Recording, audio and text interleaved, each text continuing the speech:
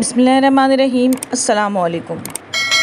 सूरतुल अल-इनआम के फ़ज़ाइल किताब सवाबुल अमाल में इब्न अब्बास से मनक़ूल है, इन्होंने कहा, जो शख्स रोज़ाना रात के वक्त सूरह अल-इनआम पढ़े तो क़यामत के दिन इन लोगों में से करार पाएगा जिन्हें अमन व इत्मीनान हासिल होगा और वह अपनी आँखों से दोज़ख को नहीं देखेगा।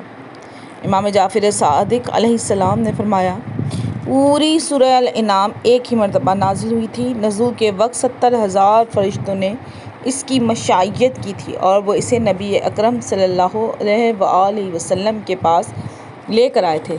लिहाजा तुम इस सूरह की ताज़ीम और एहतराम करो। इसमें मजमूई तौर पर लफ्ज़ अल्लाह 70 बार मज़कूर हुआ है। अगर लोगों को इस सूरह के फ़वाइद का इल्म हो जाए तो इसे कभी न छोड़ें।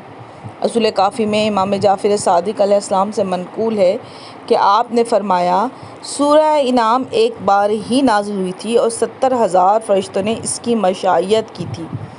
जब यह सूरह नाज़िल हुई तो इसके साथ मलाइका की तस्बीह व तहलील व तकबीर की आवाज़ें बुलंद हुई थी। अगर लोगों को इसकी तिलावत के सवाब का इल्म हो जाए तो इसे कभी न छोड़ें।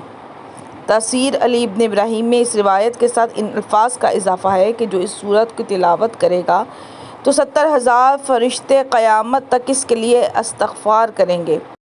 जाबिर बिन अब्दुल्लाह अल-अंसारी कहते हैं कि रसूल खुदा सल्लल्लाहु अलैहि वसल्लम ने फरमाया, जो सूरह अल-इनाम की पहली 3 आयात वयअलमु मा तक्सिबून तक पढ़े तो अल्लाह ताला 40,000 फ़रिश्तों को मुवक्कल करेगा तो अपनी क़यामत तक की इबादत का सवाब इसके लिए तहरीर करते रहेंगे। और 7वें आसमान से एक फ़रिश्ते को नाजिल करता है जिसके हाथ में लोहे का गुर्ज होता है। जब शैतान इसके दिल में वसवसा या कोई ख़याल डालना चाहे तो वो इसे इस आहनी गुर्ज से मारता है।